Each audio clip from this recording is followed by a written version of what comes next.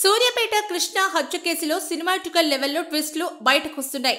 మనవరాలు భార్గవి ప్రేమ పెళ్లి ఇష్టం లేని నానమ్మ ఇంట్లో వాళ్ళను రెచ్చగొట్టడంతో నానమ్మ కళ్ళల్లో ఆనందం చూడడం కోసం మనవడు నవీన్ హత్య చేసినట్లు సంచలన విషయాలు బయటకొస్తున్నాయి.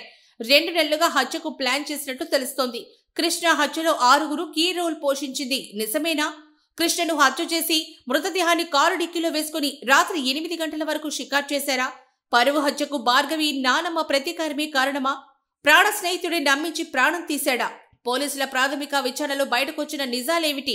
సూర్యాపేట జిల్లా కేంద్రం మామిళ్లగడ్డకు చెందిన వడ్లకొండ కృష్ణ బి ఫార్మసీ మధ్యలోని ఆపేసి ఖాళీగా ఉన్నాడు. సూర్యాపేట పట్టణం పిల్లల మరి ప్రాంతానికి చెందిన కోట్ల నవీన్ పాలిటిక్స్ చేసేవాడు. తమ ప్రాంతంలో లీడర్గా ఎదగాలని టార్గెట్ తో అనుచరులను పెంచుకుంటున్నాడు. ఇలా ఉండగా నవీన్ సోదరి భార్గవిని ఓ యువకుడు లైంగికంగా వేధించాడు. దీంతో నవీన్ కృష్ణ సహాయంతో ఆ యువకుడిని బెదిరించారు. ఆ తర్వాత నవీన్ కృష్ణలిద్దరూ స్నేహితులుగా మారారు. ఇలా ఫ్రెండ్షిప్ లో భాగంగా కృష్ణను నవీన్ తరచూ తన ఇంటికి తీసుకెళ్లేవాడు. ఇలా వెళ్లే క్రమంలోనే నవీన్ చెల్లెలు భార్గవితో కృష్ణకు పరిచయం ఏర్పడింది.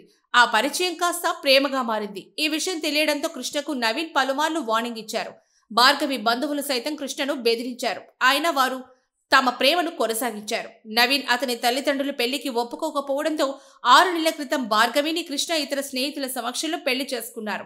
ఆ తర్వాత నవీన్ కళ్ళెదుటే కృష్ణ భార్గవిల సూర్యాపేట పట్టణంలోనే కాపురం పెట్టారు. తన చెల్లి తనకు ఇష్టం లేని కులాంతర వివాహం చేసుకోవడం, తను కళ్ళ ఎదుటే కాపురం పెట్టడంతో అన్న నవీన్ కోపంతో రగిలిపోయాడు. ఎప్పటికైనా హత్య చేస్తానంటూ పోలీసుల ముందే కృష్ణను హెచ్చరించాడు. ఆ తర్వాత ఇద్దరి మధ్య పలుమార్లు గొడవలు జరిగాయి. దీనికి తోడు నానమ్మ బుచ్చమ్మ పోరు ఎక్కువైపోయింది.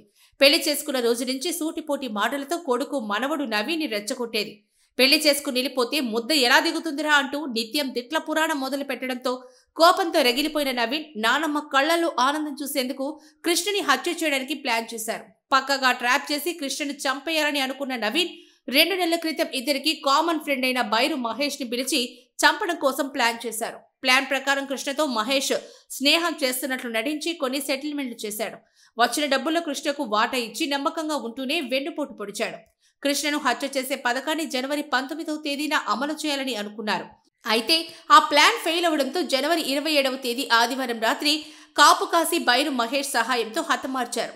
ఆదివారం ఇంట్లో ఉన్న బైరు మహేష్ ఫోన్ చేయడంతో కృష్ణ సాయంత్రం 5 గంటల సమయంలో ఇంటి నుంచి బయటికెళ్లాడు. సూర్యాపేట శివార్లో ఉన్న మహేష్ వ్యవసాయ పొలం వద్ద కృష్ణను నవీన్, మహేష్ మరో 4 కలిసి ఉరివేసి హత్య చేశారు.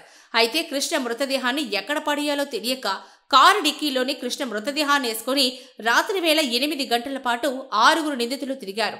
హత్య చేసిన తర్వాత మృతదేహాన్ని కార్లు ఆత్మకూరు మండలం పాత సూర్యాపేటలో బంధువుల ఇంటి వద్ద ఉన్న బుచ్చమ్మకు చూపించి సంతృప్తి పరిచారు. ఆ తర్వాత నల్గొండలో ఉన్న మరో మిత్రుడికి డెడ్ బాడీని చూపించి కృష్ణ మృతదేహాన్ని నల్గొండ పరిసరాల్లోనే వదిలేయాలని భావించారు. కానీ అది సాధ్యం కాక తిరిగి సూర్యాపేటకి తీసుకొచ్చారు. చివరకు పిల్లల మరి సమీపంలోని మూసీ కాలువ కట్టపై మృతదేహాన్ని వదిలేసి నిందితులందరూ పరారయ్యారు.